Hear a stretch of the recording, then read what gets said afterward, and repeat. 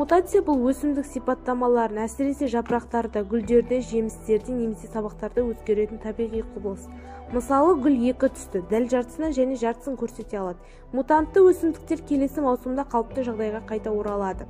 1930 жылдардан бастап жаңа құнды агротехникалық белгілері бар өсімдіктердің селекциясын жеделдету үшін өсімдіктің өзінің генетикалық құрамына сүйеніп табиғи стихиялық мутация процесін көшіретін мутациялық сұрыптау әдістері қолданыла бастады. Мутация процесінде кездейсоқ генетикалық нұсқалары пайда болады. Бұл жаңа пайдалы қасиеттер бар мутантты өсімдіктердің пайда болуына әкеледі. Классикалық селекция ең қарапайым түрде қажетті сипаттамалары бар өсімдіктерді іріктеп өсіруді және сипаттамалар онша қажет еместерді жоюды қамтиды. Ал ендігі кезекте мутантқа айналған жануарлар жайлы айтайық. Барлығымыз бірге осы видеоны соңына дейін көріп, бұл жануарлардың қалай мутантқа ұшырағанын көрейік. Ең бірінші бізде 8 аяғы бар лақ жайлы. Хорватиялық фермердің айтуы бойынша, бұл лақпен бірге туылған қалған жануарлардың дені сау екен. Тек осы лақта ғана 8 аяқ.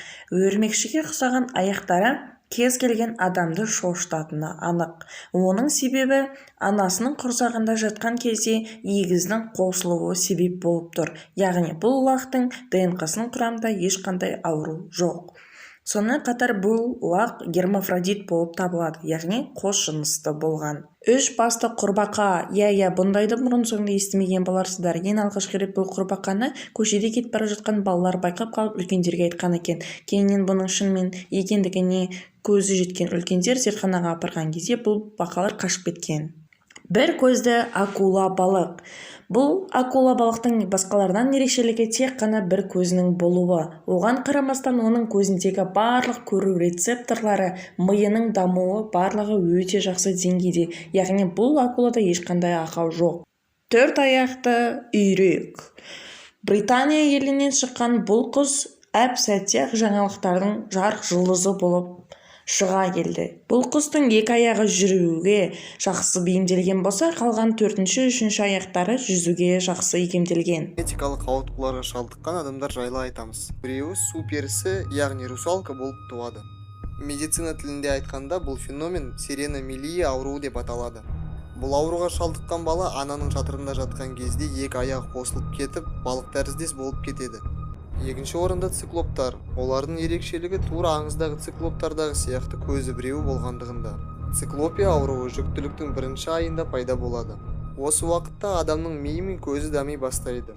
Бұл мутацияға түскен балалардың мұрны болмайды. Протея синдромы.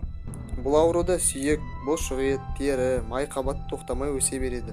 Осының салдарынан адамның кейбір мүшелері қорқынышты деңгейге дейін өседі. Протея ауруына шалдыққандарда ойлау қабілеті бұзылмайды. Бірақ бұл аурудың кесірінен жүйке жүйесі бұзыла бастайды. Мұнда этродактилия ауруы. Бұл ауруда адамның аяғы мен қолындағы саусақтары өсуінде аномалиялар болады. Кейбір кездерде саусақтары болмауы да мүмкін. Фибродисплазия. Бұл өте қорқынышты және сирек кездесетін ауру. Бұл ауру даму кезеңінде адам мүшесіндегі бұлшық еттер мен сіңірлер сүйекке айнала бастайды. Мутацияның салдарынан ауру жылдан жылға асқына береді. Нейрофиброматоз өте қорқынышты ауру. Бұл аурудың 7 түрі болады.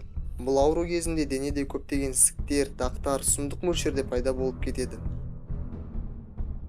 Прогерия – генетикалық кемшіліктердің салдарынан пайда болған өте сирек кездесетін ауру. Прогериямен ауыратын адамда теріде және ішкі құрылыста үлкен өзгерістер болғандықтан адамның денесі ерте қартая бастайды.